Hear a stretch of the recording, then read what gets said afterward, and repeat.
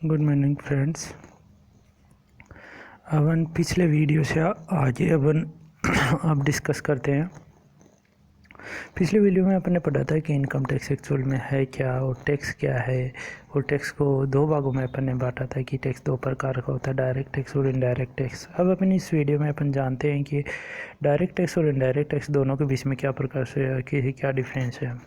अगर अपन direct tax की बात करें तो डायरेक्ट टैक्स किसी भी पर्सन के ऊपर लगाया जाता है। जैसे मान लो कोई पर्सन, यहाँ इनकम टैक्स में अलग से डेफिनेशन दी हुई है पर्सन की, जो अपन आगे डिस्कस करेंगे, जिसके अंदर एक नेचुरल ह्यूमन बॉडी भी इंक्लूड है, कंपनीज है, एलएलपी है, पार्टनरशिप फर्म है, ये सब इसमें इंक्लूड होते हैं। तो ये डायरेक्ट टैक्स किसी पर्सन के ऊपर लगाया जाता है, जबकि इनडायरेक्ट टैक्स किसी गुड्स सर्विसेज के ऊपर लगाया जाएगा। और डायरेक्ट टैक्स है वो जिस व्यक्ति के ऊपर लगाया जाता है उससे डायरेक्टली कलेक्ट किया जाता है। जिस व्यक्ति के ऊपर लगाया जाएगा उससे डायरेक्टली उसी से कलेक्ट किया जाता है। जबकि इनडायरेक्ट टैक्स क्या होता है, इनडायरेक्ट टैक्स किसी डीलर या किसी जो सर्विस प्रोवाइडर उससे कलेक्ट किया जाएगा, और वो किसको देगा, गवर्नमेंट को देगा।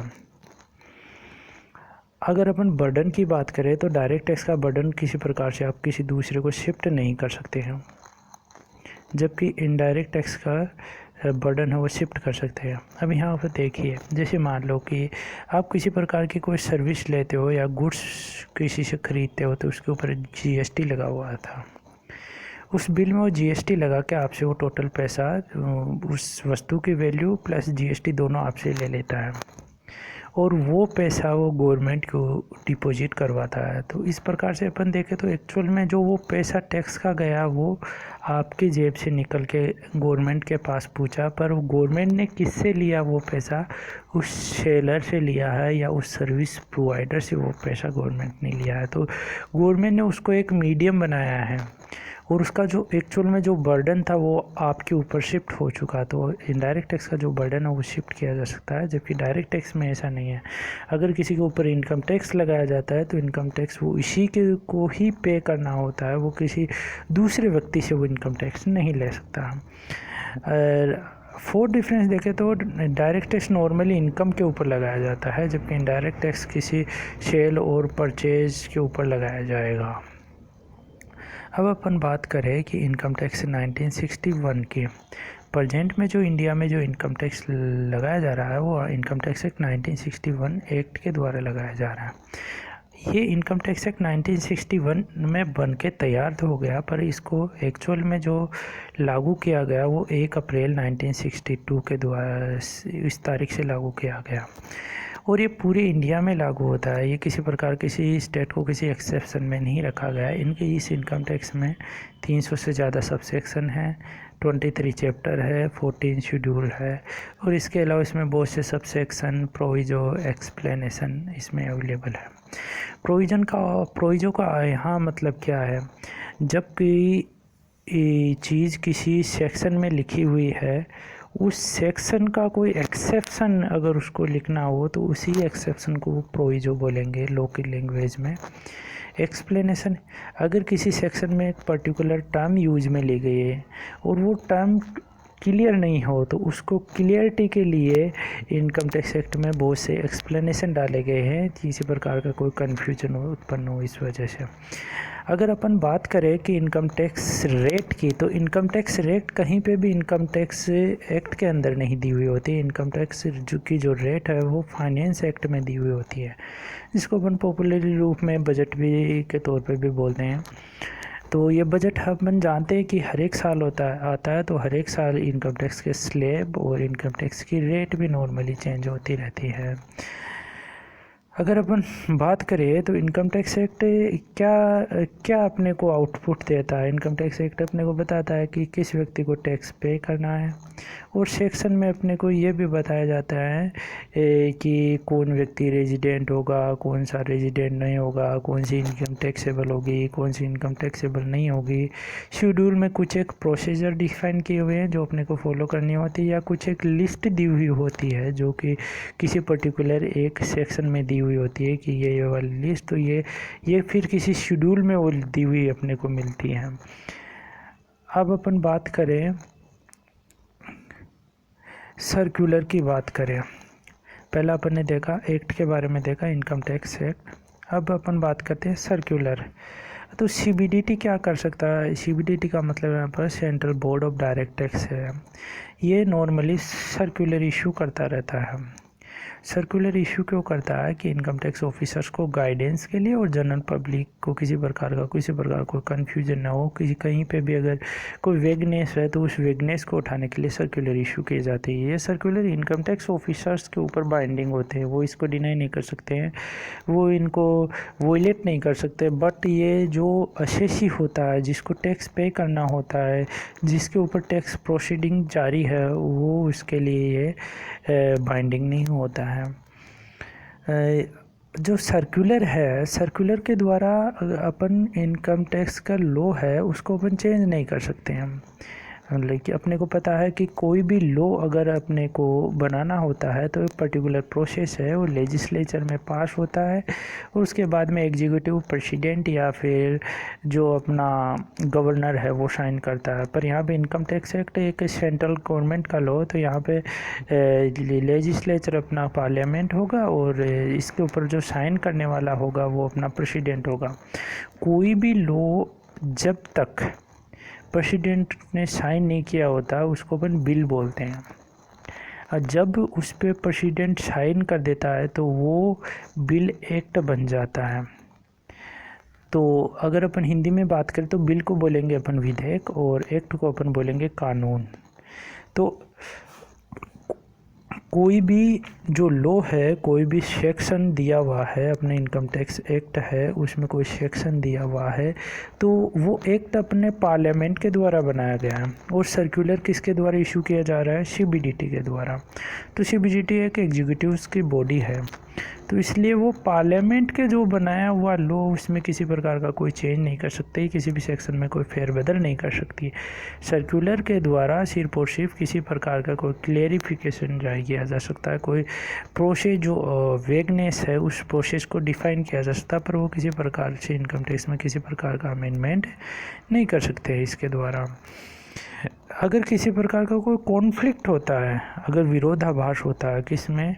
इनकम टैक्स एक्ट है और इनकम टैक्स के जो रूल्स है और या इनकम टैक्स के जो सर्कुलर है, तो इस सिचुएशन में जो एक्ट है, क्योंकि एक्ट अपन पार्लियामेंट के द्वारा बनाया हुआ है, तो एक्ट प्रिवेल करेगा, एक्ट उनको ओवरराइड कर देगा। कॉन्फ्लिक्टिंग प्रोविजंस में एक्ट को वैलिडिटी दी जाएगी।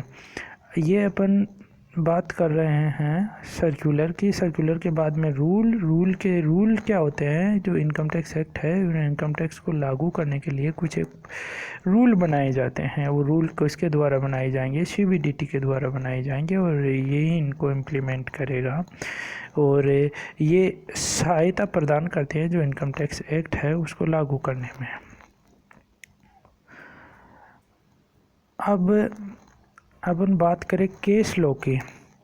कई बार क्या होता है, जो इनकम टैक्स का जो असेसी होता है और इनकम टैक्स अथॉरिटीज़ होती है उनके बीच में किसी प्रकार का कोई डिस्प्यूट हो जाता है। वो बोलते हैं, इनकम टैक्स अथॉरिटी बोलती है कि इनकम टैक्सेबल है, जबकि अपन बोलते हैं इनकम टैक्सेबल नहीं है, या फिर वो बोलते हैं कि इनकम ज़्यादा टैक्सेबल है और अपन बोलते हैं इनकम कम टैक्सेबल है।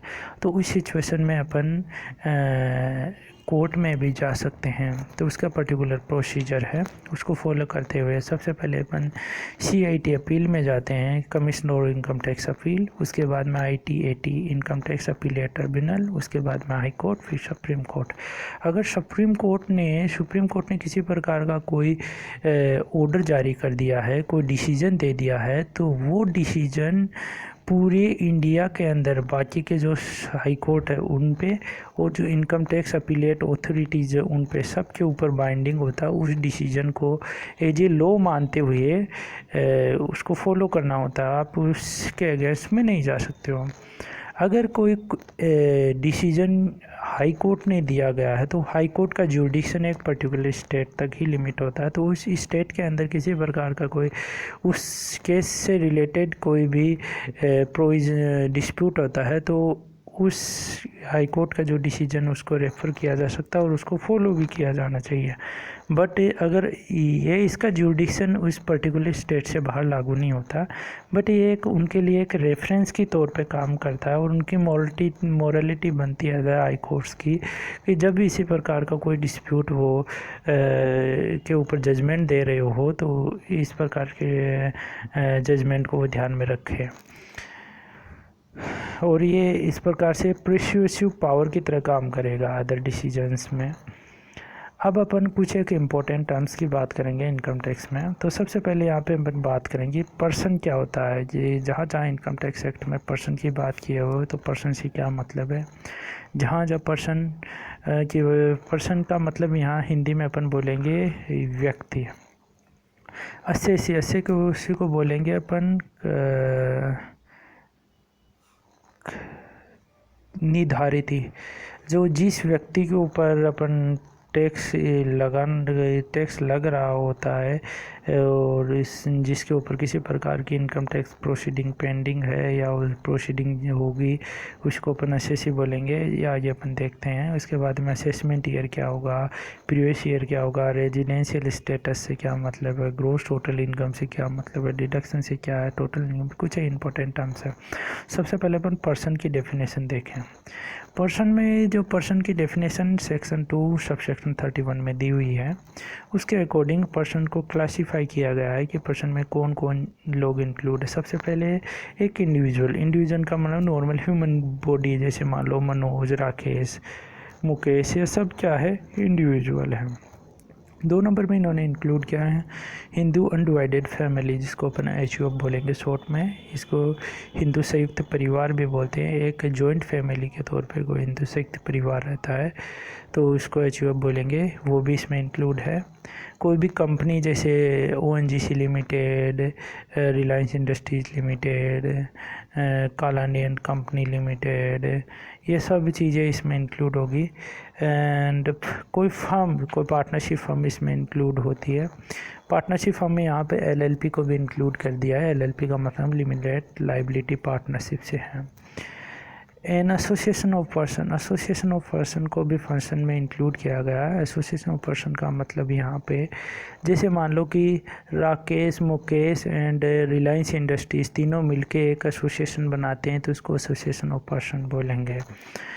और बॉडी ऑफ इंडिविजुअल को भी इंक्लूड किया गया। अब बॉडी ऑफ इंडिविजुअल में क्या होगा, नॉर्मल नेचुरल ह्यूमन बीइंग से इंक्लूड होंगे, जैसे राकेश, मुकेश, कमलेश, ये तीनों मिलके एक ग्रुप बनाते हैं, उसको बोलेंगे बॉडी ऑफ इंडिविजुअल।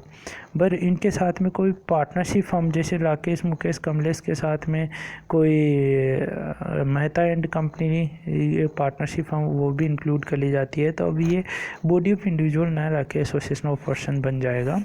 या फिर कोई कंपनी इंक्लूड कर ली जाती है, मतलब एक ऐसा ग्रुप जिसमें सिर्फ इंडिविजुअल ना हो, इंडिविजुअल के अलावा अदर भी इंक्लूड हो तो उसको एसोसिएशन ऑफ पर्सन बोलेंगे।